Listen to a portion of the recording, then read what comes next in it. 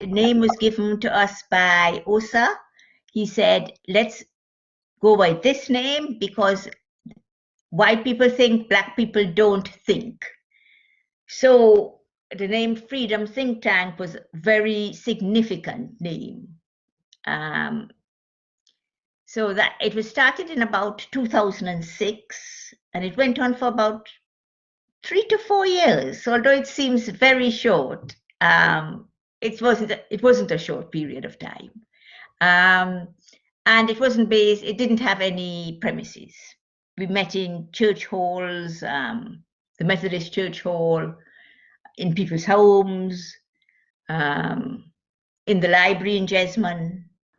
What it felt like at the time, all that was being talked about, this was the commemoration of the abolition of the slave trade, that's the language they were using in 1807. All that was being talked about was how wonderful the Northeast was at abolishing it, and how wonderful England was, and the Northeast played such a great role in it. And it just felt that this was so inaccurate and so demeaning to Black people that it needed to be challenged. I think we were clear. We were clear. We were clear that we were about what we thought was wrong in the Northeast narrative. We were clear what was the narrative we wanted to replace it with. We were a small group, so there was no dissension. We could work together. We weren't funded, so there was no constraints on how far we could go or who we had to please or who we couldn't challenge. I think it really was just what was happening was so gross in terms of the distortion of the narrative in the Northeast that I think that's what pushed us into taking action. I mean, we were supported by things. I remember when we went, as I was saying, to the conference of the Firemen's Union in London. So you knew there were allies who were on the same page as you. And I said, that beautiful statement, they will remember we were bought, but they won't remember we were brave. They will remember that we were sold, but they won't remember we were strong.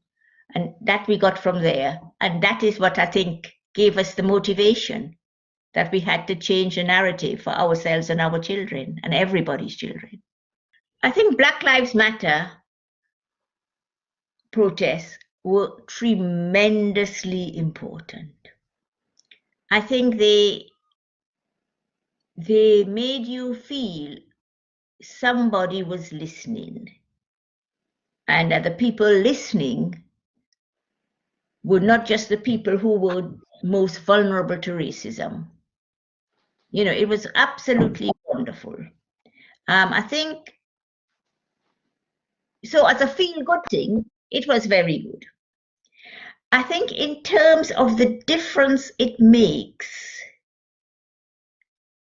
I think the jury's out, really. A lot of good words have been said. I think it made a difference to the group, and I was saying that, 10 more people willing to speak out and challenge and knowing more matters. I think that, the children who came, the people who were challenged, I think that mattered.